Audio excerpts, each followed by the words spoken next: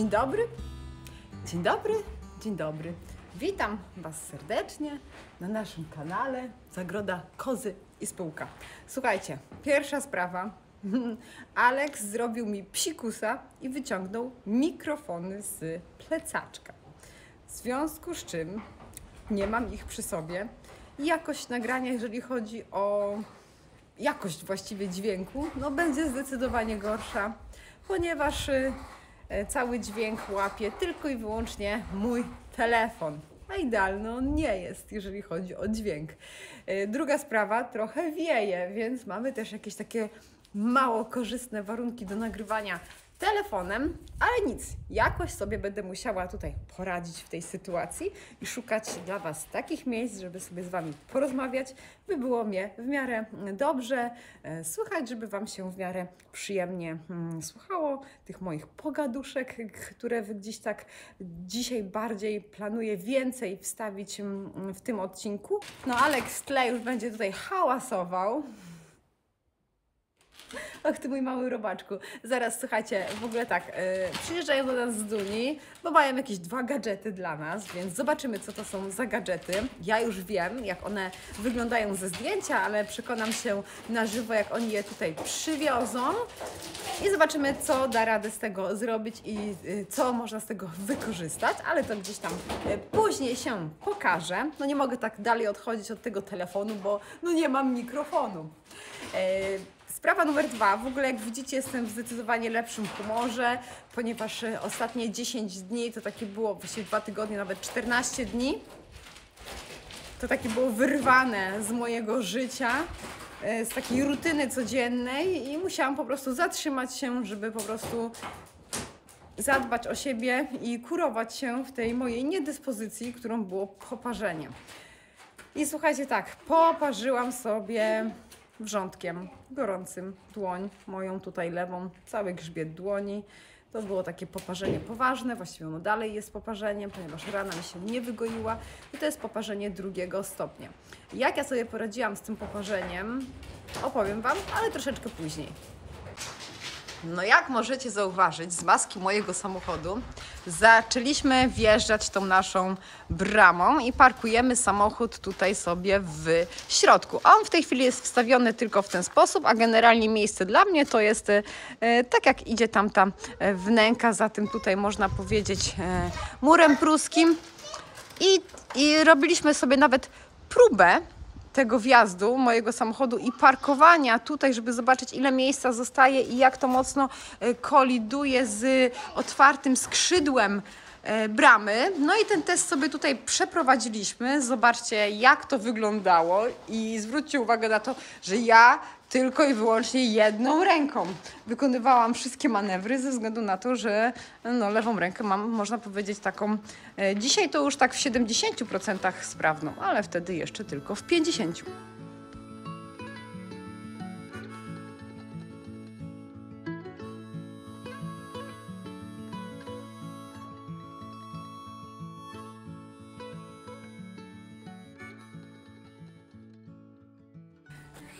Alex powiedział, że zrobi dzień dobry. No dobrze, Alex powie dzień dobry do spółki, a Alex dzisiaj zostawił mamy mikrofony w domu. I mamy trochę gorzej jakościowo. No ale dobra, do brzegu. Słuchajcie, co ja chciałam powiedzieć? Medesio. Aha, byliśmy również i sprzątaliśmy sobie poddasze. No bo słuchajcie, my tak na dobrą sprawę gdzieś tam raz zimą, czy tam wczesną wiosną, można powiedzieć, Aleks zostaw, wczesną wiosną sobie tutaj na to poddasze weszliśmy i posprzątaliśmy. No ale tak sobie myślę, tak siedząc unieruchomiona w domu, i mówię dopiero, słuchaj, jak my mamy wprowadzać się na parter, czyli będziemy mieć docelowo tą górę niemieszkalną na razie, no to musimy tam wysprzątać i to wysprzątać tak, żeby po prostu tam żaden kurz, ani tynki, ani jakieś takie zaprawowe tematy, piaskowo-zaprawowe, no nie hulały nam razem, można powiedzieć, gdzieś tam zimą z wiatrem i tego. I mówię, dawaj, sprzątamy. Aleks, zostaw, mamy spółkę. Poproszę zostawić. Tu wszystko jest dobrze przymocowane. No to takie widzicie. No i tak, i co? I weszliśmy sobie do góry na to poddasze, zamiatanie, jakieś tam wyciąganie, ściąganie na dół materiału, który nam niepotrzebny jest, którego już używać po prostu nie będziemy na tą chwilę.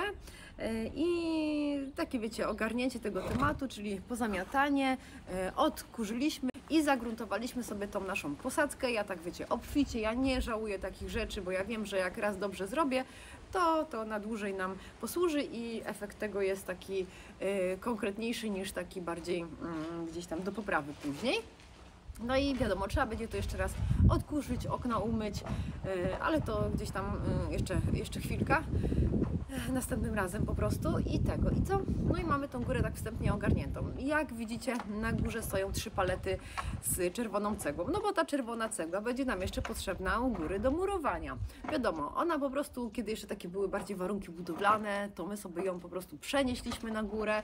No wiadomo, jak będziemy mieć ten dół zrobiony, no to wiadomo, każde jak gdyby takie wniesienie materiału budowlanego wiąże się z naniesieniem brudu i jakimś tam drobnym ryzykiem usterki, więc te cegły po prostu wylądowały, można powiedzieć, w punkt na górze i na pewno one wszystkie będą wykorzystane, być może nawet i zabraknie tych czerwonych cegieł.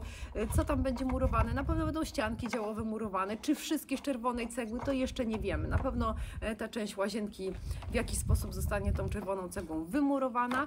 No i jeżeli chodzi o górę, to słuchajcie, tak, w ogóle w przyszłym tygodniu instalujemy już ogrzewanie. Dowiecie się już dokładnie, jak to ogrzewanie będzie wyglądało. No i pewne elementy składowe tego ogrzewania, w związku z tym, że kotłownia nie jest zbyt wielka, nie jest zbyt duża powierzchniowo, czy pojemna nie jest, pewne elementy zostaną zamontowane, zamocowane właściwie na piętrze u góry, dlatego my tą górę też również pod to miejsce musieliśmy sobie tutaj posprzątać. Co? To już niebawem, dosłownie w następnym odcinku praktycznie się dowiecie, bo będziecie widzieli, jak tutaj to wygląda. I wtedy poproszę Piera, żeby się wypowiedział na temat tego ogrzewania i tego, co my sobie tutaj zaplanowaliśmy i wymyśleliśmy. O, tak.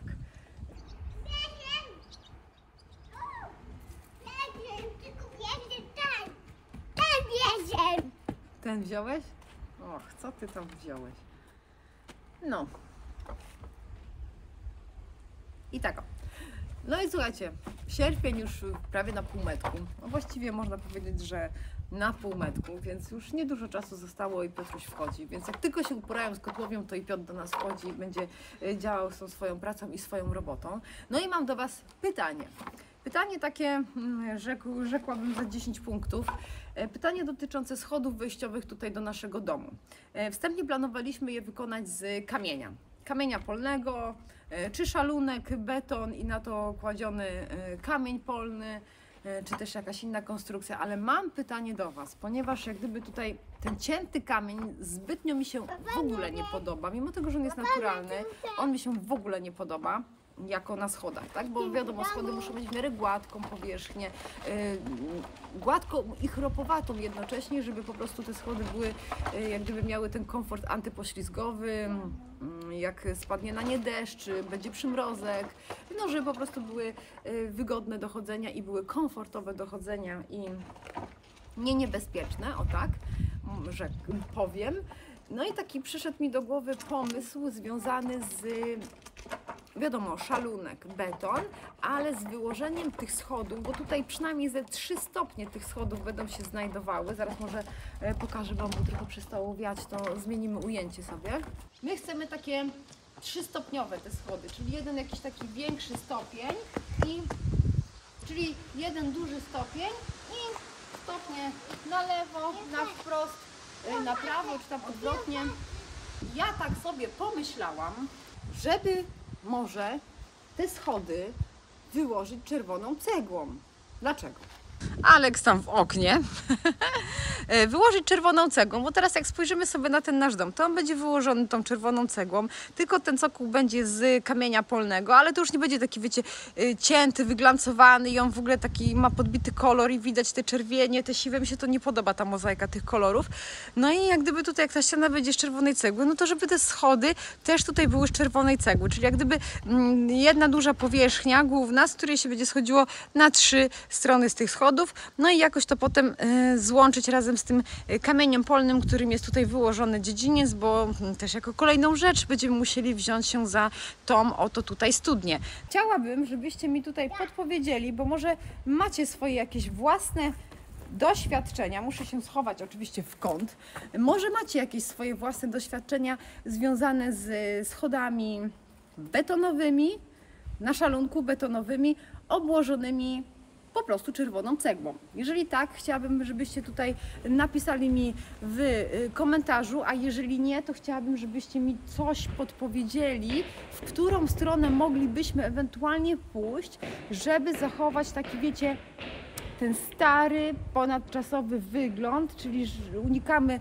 sztucznych materiałów, czyli jedyną rzeczą, która nas tylko i wyłącznie interesuje, jest albo cegła, albo kamień, albo drewno. Bo już też drewno przyszło mi do głowy, ale boję się tutaj z tej strony robić tarasu drewnianego, bo on może po prostu śmiesznie wyglądać, bo taras drewniany taki to będzie się znajdował na całym zapleczu tamtej strony domu. Więc jeżeli byście mogli, to bardzo bym Was prosiła, żebyście cokolwiek mi tutaj w tym temacie napisali, podpowiedzieli, żebyśmy po prostu do tego tematu mogli się w jakiś sposób przyłożyć. No wiecie co? No kilka sobie poszła.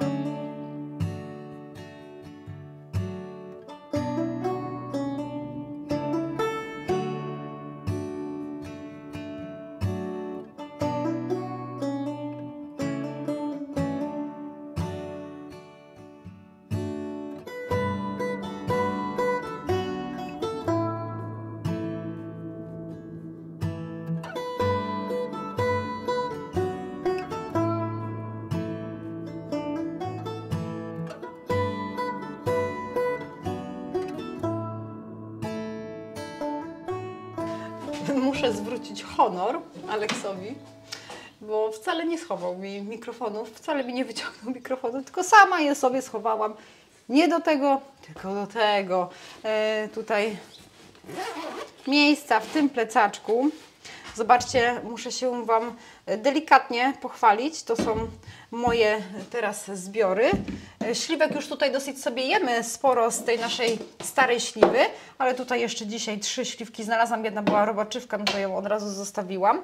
I to nie są chyba węgierki, chociaż nie wiem, może się i wybawią jeszcze na węgierki. Są bardzo mięciutkie, to jest ta stara odmiana śliwy, która tutaj rosła od samego początku w tym naszym sadzie. No i gruszka. Chyba to jest klapsa, aczkolwiek jest tak samo brzydka jak i ta konferencja, ale w smaku te gruszki przypominają mi bardziej klapsy. Nie wiem czemu. Może to jest jakaś taka po prostu, nie to, że krzyżówka, tylko kiedyś te klapsy albo te konferencje jeszcze inaczej smakowały niż dzisiaj. Stąd takie te nasze dzisiejsze przekonanie, że na przykład to nie jest to albo to nie jest to, nie wiem.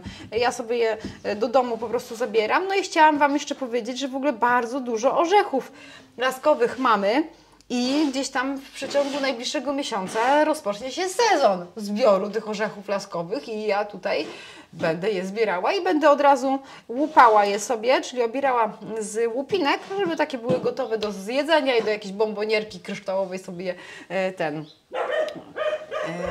będę trzymała w jakiejś bombonierce kryształowej, żeby w każdej chwili można było sobie po prostu takiego orzecha laskowego schrupać, tak samo jak i włoskiego. No i pokuszę się o zrobienie takiej, wiecie, własnej domowej nutelli z orzechów laskowych i prawdziwego, takiego naturalnego kakao, takiego wersji bio, czyli takiego zdrowego kakao, więc będę działała i to już w tej kuchni pewnie. Może się uda. Słuchajcie, ja sobie takie znalazłam bardziej ustronne miejsce. Okazało się, że mikrofony są na miejscu. Pani redaktor już tutaj jeden jest wczepiony, więc zdecydowanie lepiej będzie mnie na pewno słyszeć, jeżeli chodzi o efekty dźwiękowe. A ja chciałabym Wam powiedzieć na temat mojego kuku, a właściwie to, co powinniście mieć w swojej apteczce domowej, by sobie poradzić z podstawowymi jakimiś takimi przeciwnościami losu, że to tak nazwę, takimi niepożądanymi zdarzeniami zdrowotnymi, bo dzięki takim tym podstawowym rzeczom w łatwy i szybki sposób jesteście w stanie sobie sami poradzić w domu, nie czekając na interwencję najbliższych dla Was osób, które by Wam dopiero ewentualnie, że tak powiem, leciały na łeb, na szyję do apteki i załatwiały jakieś takie podstawowe zdrowotne rzeczy. Jak wiecie, poparzyłam się, tak jak pisałam w ostatnim poście, i poparzyłam się tak dosyć mocno, cały grzbiet tutaj mojej lewej dłoni, tego wierzchu mojej lewej dłoni, i to jest takie poparzenie, wiecie co, 2. stopnia, ale bez pęcherzy. Oparzyłam się takim żywym, można powiedzieć, naprawdę surowym wrzątkiem, banalny sposób, gdzie wielokrotnie o tym myślałam, że coś takiego może się wydarzyć, ale wiecie jak to jest, rutyna prowadzi nas do zgubnych momentów po to, żeby ocknąć nas w czymś, potrząsnąć nami i nauczyć nas albo zmotywować nas do tego, już dawno powinnaś tego tak nie robić, albo już dawno powinnaś inaczej pewne rzeczy wykonywać. I to jest tak jest w życiu codziennym z wieloma różnymi sytuacjami. Wiemy, że rutyna nas prowadzi do wielu zgubnych sytuacji. I tak też stało się w przypadku moim. Zawsze tutaj przyjeżdżając w okresie jesieni, zimy, wiosny, wlewałam sobie gorącą wodę do takiego małego termosu dla Aleksa, żeby miał do tej swojej buteleczki z mlekiem. No i tak zrobiłam też i ostatnim razem. To taki termosik, co tak pykasz sobie tutaj u góry, żeby sobie tam przelewać go. No i ja go sobie tam zalałam tym wrzątkiem. No mów. Koniec? Naprawdę? Musiałam na chwilę przerwać, bo z Duni przyjechali, przywieźli nam gadżety. Postaram się pamiętać, żeby na sam koniec Wam pokazać. No i w każdym bądź razie tak do brzegu generalnie tym wrzątkiem nachyliłam, włożyłam sobie go pod pachę, nachyliłam się i on mi tak odpyknął i wylał mi się po prostu tutaj na wierzch dłoni. Poparzenie jest 2. stopnia i człowiek odruchowo oczywiście co robi? Wkłada tą rękę poparzoną, czy cokolwiek poparzone miejsce pod zimną, bieżącą wodę. No ja tak samo uczyniłam, zrobiłam dokładnie tak samo. No i można powiedzieć, że zimna woda powoduje to, że to oparzenie nie rozlewa się, nie przenika tak mocno w głąb tkanek, tak? I na przykład w moim przypadku nie powstały te pęcherze z osoczem. Ale jest też minus z kolei takiego wkładania ręki pod zimną wodę. Ja będę mówiła na swoim przykładzie ręki pod zimną wodę ze względu na to, że zimna woda mocno obkurcza naczynia krwionośne nasze, a to jak gdyby nie przyspiesza procesu regeneracji i gojenia obkurczone naczynka krwionośne. Więc to jest takie, wiecie, dobre i niedobre. Jesteśmy uczeni, żeby pod zimną wodę, ale ta zimna woda ma swoje również i konsekwencje. Działa, koi przeciwbólowo, ale ma inne konsekwencje, czyli po prostu proces gojenia się po prostu generalnie wydłuża. Ile? Nie wiem, są pewnie jakieś badania na ten temat przeprowadzone. No i gdzieś tam od dawien dawna zawsze mówione jest, że posmaruj tłuszczem. No i teraz jest takie przekonanie, że tym tłuszczem smarować nie można. Ale o co chodzi z tym tłuszczem? Ja słucham wykładów pani Barbary Kazany. To jest kobieta, która na swoim YouTube prowadzi wiele takich naturalnych metod leczenia różnych problemów i między innymi również się wypowiadała na temat oparzeń, może nie tyle co reklamując, ale przedstawiając i pokazując, upubliczniając pewną maść wartą uwagi, o której zaraz Wam również i wspomnę. I ona jak gdyby nazwała to w ten sposób, że tłuszcz, o co chodzi z tym tłuszczem? Tłuszcz, w każdym domu mamy masło i nie to, że masło, tłustym masłem powinniśmy posmarować tą ranę, tylko podgrzanym tłuszczem powinniśmy posmarować ranę, ponieważ ciepło goi ciepło i wiadomo, no to masło nie będzie podgrzane do 100 stopni, ale do jakichś 40, 50, 60, na tyle, żeby po prostu nałożyć, wysmarować sobie to miejsce oparzenia tym ciepłym, rozgrzanym tłuszczem, bo to ponoć, ja tego nie próbowałam na sobie, ale ponoć, chcę się z Wami z tym po prostu podzielić, ponoć powoduje taki efekt, że na początku boli, ale potem ukaja na bardzo długo ból, bo wiemy, że oparzenia są bardzo bolesne. Dla mnie do takich bardzo bolesnych rzeczy to należy ból zęba, taki mocny ból zęba, oparzenie, rwa kulszowa jest też takim bardzo doskwierającym bólem, tego typu rzeczy, tak? I teraz tak, złamania, tak, też są bardzo, bardzo bolesne, ponieważ przerwanie ciągłości okostnej to jest po prostu niesamowity ból. I teraz tak, no ja zrobiłam to standardowo, machinalnie, odruchowo, włożyłam tą rękę pod zimną wodę bieżącą, potem nawet trzymałam sobie ją w zimnej wodzie z miską, w misce z zimną wodą, o tak, tą rękę. No i plus był tylko tego taki, że rzeczywiście gdzieś tam te pęcherze mi nie popowstawały, to osocze, nie miałam tych pęcherzy pełnych osocza. I co zrobiłam? No oczywiście zatelefonowałam do mojego lekarza, poprosiłam o receptę, dostałam argosulfan znany powszechnie i stosowany powszechnie. I przez kilka dni leczyłam się tym argosulfanem. Kiedyś pamiętam, moje doświadczenia z argosulfanem były takie, że rzeczywiście jak ja miejscowo sobie posmarowałam nim oparzenie, bo mocno byłam też poparzona prodziżem, to on działał przeciwbólowo, tak ukajająco, uświeżająco, ale niestety na tą dużą powierzchnię, którą ja mam, a to jest tak jak widzicie 10 cm na 10 cm, ten ból nie został ukojony, czyli po prostu warto brać sobie tabletki przeciwbólowe, ale w ogóle o tej apteczce zaraz na sam koniec chciałabym Wam powiedzieć, co warto po prostu mieć. Czyli generalnie przeciwdziałać bólowi to właśnie tak jak wspomniałam, brać sobie tabletki jakieś przeciwbólowe, każdy z nas wie, które mu najlepiej odpowiadają. Jeżeli bierzemy paracetamolu, no to dawka minimum 1 gram, 1,5 grama, co najmniej, żeby po prostu sobie pomóc, tak, a nie wziąć tabletkę i czekać na efekt, którego po prostu nie będzie przeciwbólowego, bo to jest za mała dawka, 500 mg, czyli jedna tabletka, żeby walczyć i przeciwdziałać z jakimkolwiek bólem. I teraz tak, no mówię, te kilka dni smarowałam argosulfanem, ale później tak zaczęłam szukać tej pomocy i patrzę, mówię, przecież pani Kazana na pewno coś u siebie mówi na temat oparzeń. No i zareklamowała tam, właściwie nie zareklamowała, tylko dosyć intensywnie, co prawda krótko i rzeczowo, wspomniała na temat tej maści, która nazywa się Skaldex. I to jest maść, która jest opracowana przez polskiego lekarza, który zajmuje się oparzeniami, leczeniem oparzeń i to jest maść jego indywidualnego składu, produkowana w Polsce i jak gdyby to jest taka bardzo, można powiedzieć, naturalna maść, ponieważ ona zawiera w swoim składzie wyciąg z propolisu, wyciąg z nalewki nagietka, witaminę A i antybiotyk. O co chodzi z propolisem? Propolis działa przeciwbólowo i przyspiesza proces ziarninowania skóry. Czyli jak macie na przykład taką otwartą ranę, taką zdartą skórę, jak u mnie to było, bo po drugiej nocy po prostu ta sucha skóra, którą miałam, a ona, uwierzcie mi, była w kolorze ciemnego brązu, czyli całe to miejsce miałam po prostu intensywnie brązowe.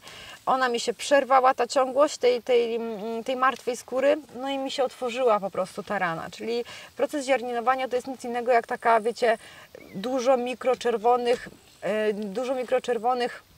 takich kropeczek tworzy się na ranie, ponieważ ziarninowanie skóry to jest jeden z pierwszych jego procesów, to jest powstanie, utworzenie tej siatki naczyń krwionośnych, więc to jest ziarninowanie, to jest jak gdyby ten pierwszy etap odbudowy tych warstw, ubytku warstw skórnych. No i ten propolis właśnie ma za zadanie przyspieszyć cały ten proces ziarninowania skóry. Dalej mamy nalewkę z nagietka i nalewka z nagietka, czyli generalnie nagietek, to jest zioło od dawien dawna stosowane w przypadku oparzeń. No i wiadomo, oparzenia słoneczne mamy, oparzenia mamy na przykład wysoką temperaturą, chemiczne, ogniem, prądem itd., itd. Jest dużo rodzajów tych oparzeń, no ale generalnie na przykład powiedzmy, że nagietek pomaga na oparzenia słoneczne. No ale dlaczego ma nie pomóc również i na takie oparzenie, bo nagietek działa również przeciwzapalnie i kojąco. I ja sobie robiłam okłady z nagietka, czyli po prostu zalewałam znowu wrzątkiem, miałam traumę przez 2 dni co najmniej, zalewałam ten nagietek sobie wrzątkiem i takim już przestudzonym zmywałam cały ten swój opatrunek w postaci nałożonego maści bądź kremu i robiłam sobie taki kompres, tak? Czyli gazę namoczoną w tym nagietku, ja sobie przykładałam do ręki i to mi tak wyciszało tą ranę po prostu moją. Kolejnym składnikiem jest witamina A, która przyspiesza gojenie się ran. No i antybiotyk, który ma działać przeciwzapalnie, ponieważ na naszej skórze w naturalny sposób każdy ma gronkowca i chodzi o to, że na otwartej ranie on może się rozprzestrzenić. Czyli przeciwdziałamy również przeciwzapalnie I oczywiście warto też wspomagać się jakimiś właśnie, tak jak wspomniałam na początku, tabletkami przeciwbólowymi. Tyle na temat, właściwie może nie tyle na temat tej maści, bo jeszcze taka jedna uwaga, którą chciałabym Wam powiedzieć. Tej maści nie wolno używać z opatrunkiem, tylko po prostu posmarować i rana nie może być opatrywana niczym. Dalej, ponoć można ją używać według tutaj ulotki tego produktu leczniczego tylko przez 7 dni. No i ja znalazłam takie informacje, że to jest maść uczulająca i słuchajcie, dokładnie tak też się stało u mnie. Po 8-9 dniach stosowania ja dostałam reakcję alergiczną. I niestety musiałam ją odstawić i ratować się czymś innym ze względu na to, że mi zamiast goić się to wszystko, to ta rana była podrażniona, była w stanie zapalnym, bo uczulenie to, na takiej ranie to też jest stan zapalny i musiałam po prostu przestać używać tej maści. Jechałam po nią do sąsiedniego województwa, kupiłam sobie 5 tubek, 2 tubki mi zostały i po prostu będę miała na zaś, bo to jest niezbędnik, który będę trzymała w swojej apteczce domowej. I teraz właśnie przechodząc sobie do apteczki domowej, co powinniście mieć w takiej apteczce domowej? Powinniście mieć opatrunki w formie takich na przykład gotowych, wiadomo, plastrów, ale i niekoniecznie, bo czasami gaza nada się jeszcze lepiej, bo mamy różne po prostu zranienia, różne rany, różnej wielkości, różnej maści i różnie potrzebujemy tego opatrunku. Raz mniej, raz więcej, raz zwykły plaster z przylepcem nam wystarczy, a czasami nie, po prostu potrzebujemy sięgnąć po coś więcej. I warto mieć takie gazy, czy ja mam tutaj metrową, czy pół metra kwadratowego średnicy, to już bez różnicy, czy to jest tam 17-nitkowa, czy 13-nitkowa, warto mieć takie gazy, bo taką gazę możecie sobie też i otworzyć, przyciąć tak na wymiar jak potrzebujecie. I pamiętajcie, żeby zawsze taką gazę ewentualnie sobie potem ściągnąć, jeżeli mamy ranę taką, wiecie, która się tam sączy, przykleja, wiadomo czymś to smarujemy, to jeżeli macie oktenisept, to możecie polać tą gazę tym okteniseptem i delikatnie wtedy powolutku jak gdyby ściągać ten opatrunek w formie tej gazy. No i czym przytrzymać taką gazę? Taką gazę najlepiej jest przytrzymać taką opaską dzianą. Ja tu mam akurat 15 cm, ale kupcie sobie 10 cm i miejcie kilka sztuk w swojej aptece tych 10 cm, bo nią delikatnie, bez ucisku możecie sobie po prostu ten opatrunek przytwierdzić i ona jest oddychająca, tak? Taka opaska dziana, czyli po prostu bandaż, mówiąc kolokwialnie. Warto mieć również wodę utlenioną. Ja tutaj mam, widzicie, taką podręczną tutaj zagrodową, taką apteczkę. W ten sposób tutaj sobie ją skonstruowałam. Warto mieć również wodę utlenioną. Bo słuchajcie, woda utleniona nie tyle, co dla nas na rany jest odkażająca, ale również jeżeli Wam się zatruje, podtruje pies, bo zje czy trutkę, czy czekoladę i musicie zareagować i wtedy co robicie? Szukacie weterynarza najczęściej całodobowego, który przyjmie Was w sobotę albo w niedzielę, bo takie rzeczy najczęściej dzieją się w sobotę i w niedzielę, żeby ratować psa albo kota. Nic lepszego jak woda utleniona, bo weterynarz zrobi dokładnie to samo. Strzykawka, woda utleniona do żołądka, czyli po prostu tak, żeby się napił, połknął tej wody utlenionej pies, czy też kot, nasz zwierzak, nasz pupil. I ta woda utleniona, ona zaczyna się, w ogóle weźcie sobie do buzi wodę utlenioną i od razu zrozumiecie, o co chodzi. To jest taka reakcja wymiotna powstaje, tak? Czyli od razu pobudzamy jak gdyby tutaj siebie i właściwie tego naszego pupila do wymiotów, dzięki czemu on zwymiotuje to, co zjadł, ale wiadomo, swoją drogą weterynarza oczywiście jak najbardziej szukać możecie. To tak kilka słów na temat takiej wody utlenionej. I jeszcze coś takiego, takie zakurzone, to jest opaska elastyczna. Opaska elastyczna działa nie tylko podtrzymująco na jakiekolwiek kontuzje, bo generalnie do tego typu rzeczy jest ona stosowana, czyli jakieś mamy zwichnięcie nadgarstku, w łokciu, czy w kolanie, w stawie kolanowym, to możemy sobie delikatnie podwiązać, żeby sobie delikatnie ustabilizować, tak jakbyśmy to robili takim stabilizatorem, ten staw, żeby ona nam po prostu stabilizująco działała i wyciszyła to miejsce, żeby ono sobie odpoczęło w środku. Bo taka kontuzja to zawsze tam albo stan zapalny i ból, albo i ból i stan zapalny 2 w 1 się dzieje. I taka też opaska elastyczna w tej formie zwiniątka takiego, czyli takiej zamkniętej, zwiniętej, działa też świetnie jako taki pierwszy ratunek na głębokie zranienia, na krwotoki właściwie. Krwotoki i krwawienia.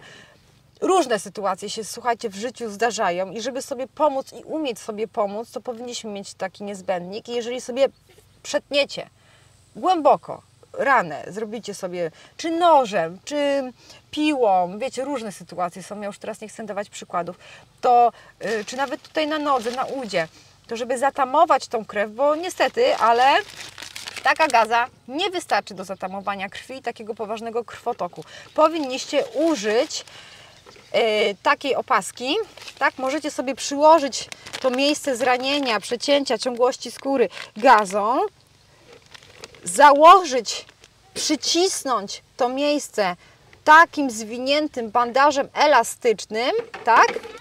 I dopiero wtedy bandażować sobie, czyli musicie taki ucisk sobie zrobić tej rany. Tak, zaraz pójdziemy, mama tylko skończy. Bo pamiętajcie, jest jeszcze coś takiego jak kaskada krzepliwości krwi. Tutaj mi Aleks, słuchajcie, przerywa, ale nie chciałabym tego ciągnąć w nieskończoność i tak jak gdyby do brzegu brnąć w tym wszystkim. W takiej domowej apteczce powinniście mieć opatrunki, czyli plaster z opatrunkiem, jakiś przylepiec, gazę, opaskę dzianą, opaskę elastyczną, wodę utlenioną. Warto też mieć na przykład jakąś jedną strzykawkę. Największe to są 20 ml, takie powszechnie stosowane, 10-20 ml, obojętnie, ale chociaż z jedną strzykawkę mieć, bo czasami do wielu różnych innych rzeczy nam się strzykawki potrafią przydać. I powinniście mieć podstawowe leki przeciwbólowe i przeciwzapalne. Do takich podstawowych leków przeciwbólowych to są leki ibuprofenum bądź paracetamolum. Tak? One występują pod różnymi nazwami handlowymi. Paracetamolum występuje pod nazwą APAP handlową, Panadol, paracetamol. Tak? Czyli po prostu paracetamolum, który działa przeciwgorączkowo, przeciwbólowo. I ibuprofenum, czyli lek, który działa przeciwbólowo, przeciwgorączkowo, przeciwzapalnie. I to są leki pod nazwą na przykład handlową Ibuprom, Ibuprofen, Ibumrofen. To są tego typu rzeczy, tak? Więc te leki powinniście mieć zawsze, bo na przykład na ból głowy wystarczy Wam tylko paracetamolum.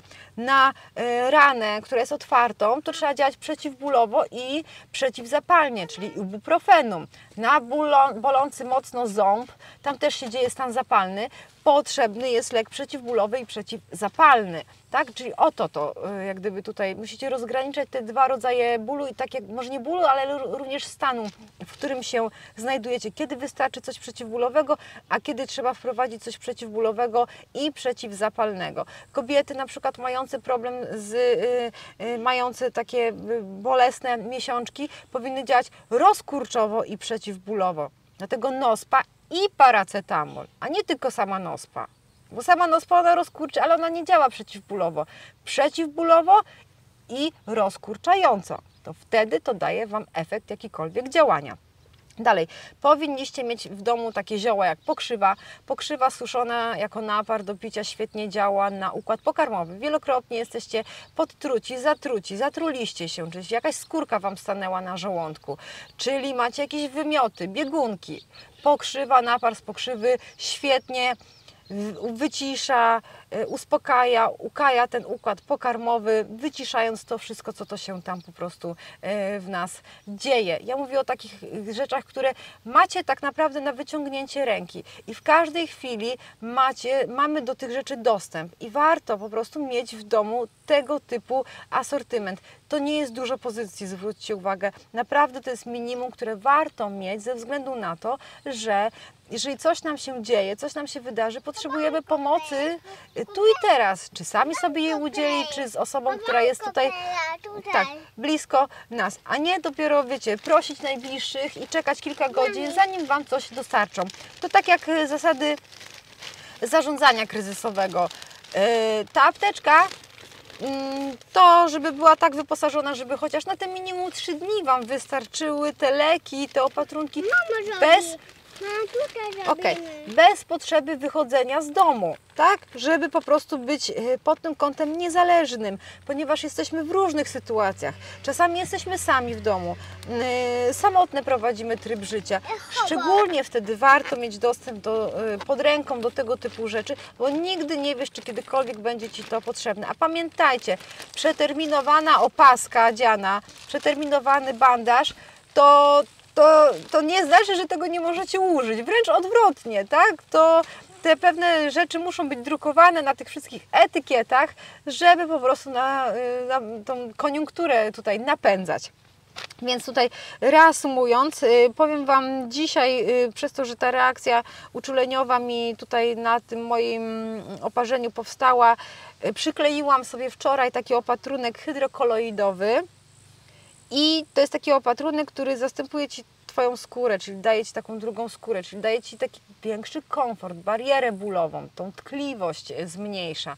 Ja już mogę się dotykać, ja już mogę ręką zginać, a wcześniej to nic nie mogłam zrobić. Ani tu dotknąć, ani tu zgiąć po prostu, bo miałam przykurcze przez tą zimną wodę, więc to była po prostu taki ciężki czas dla mnie, bo operowałam tylko jedną rękę, a ciężko jest jedną ręką, nawet, wiecie, nawet nie mogłam siebie dobrze umyć twarzy jedną ręką. Weźcie sobie jedną ręką, umyjcie twarz, głowę sobie umyć jedną ręką, ciężko, a co dopiero gotować, kroić i takie inne rzeczy robić i przewijać i takie bardziej skomplikowane. Ubrać się to już w ogóle też wyższa szkoła jazdy. Ja taki sweterek tylko narzucałam sobie tutaj na ramiona, że jak było mi za ciepło, to go ściągałam, jak było mi tak chłodnawo, to sobie go zakładałam tutaj na ramiona, na ręce, żeby nie mieć odkrytych i tego. I ważnym jest, żeby dochodzić do zdrowia w domu, w ciszy, w takim komforcie psychicznym dla nas, bo zawsze jak jesteśmy czy chorzy, czy przeziębieni, to czego szukamy? Takiego spokoju i ciszy w domu, żeby tam sobie w domu pod tym kocykiem, w tym swoim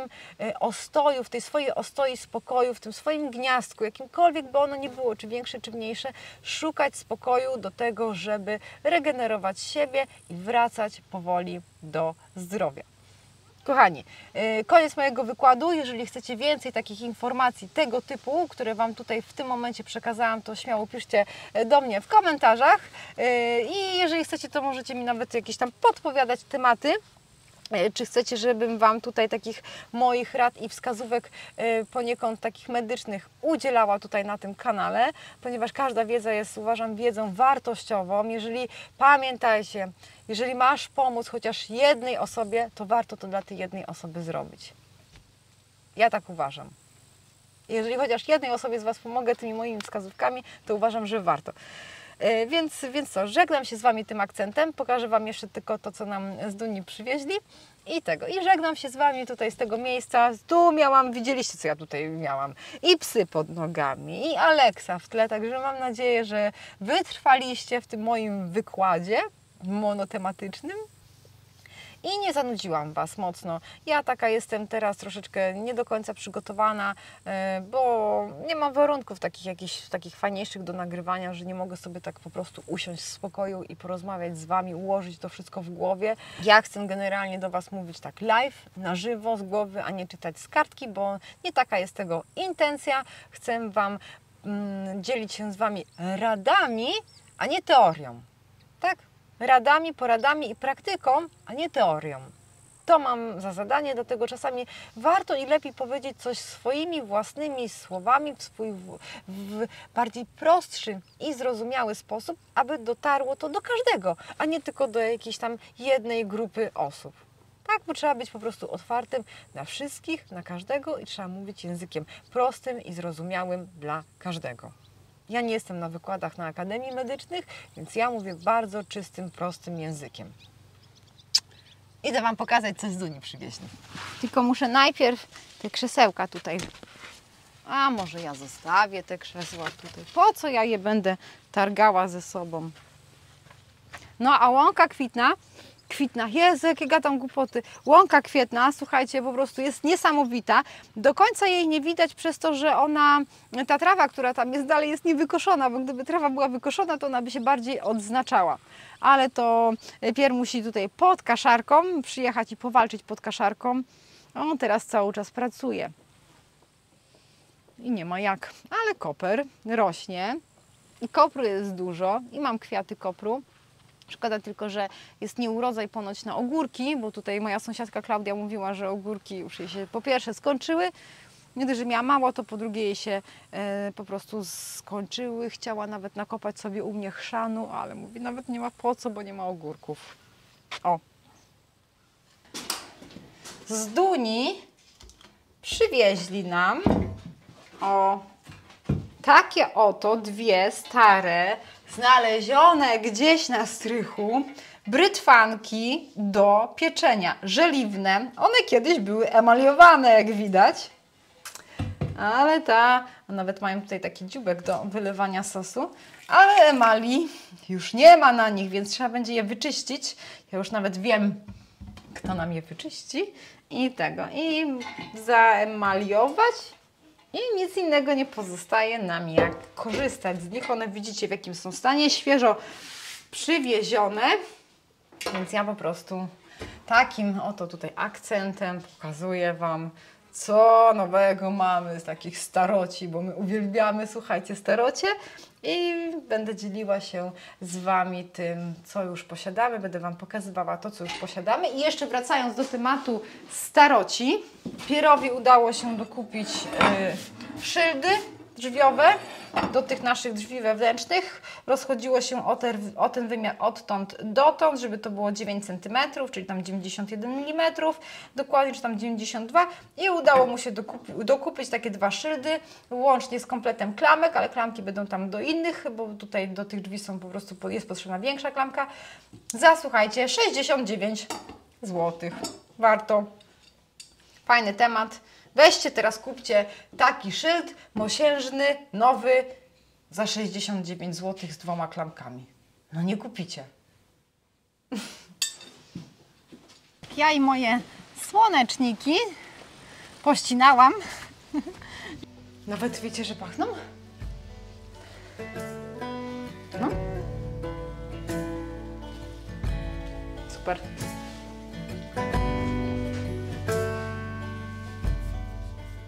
Kapelusz, włosy.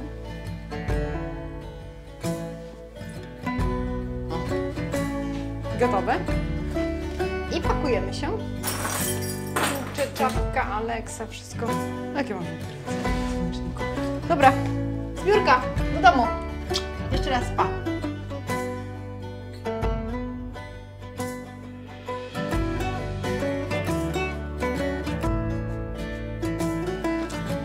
Aleks już sprytny chłopak, otworzył mi bramę. Jest! No to... Jest! Wchodzimy do środka. Wchodzimy. Jest! Tak, dobrze, proszę. Zapraszam. Zapraszam do środka. Tu. Nie, do tyłu.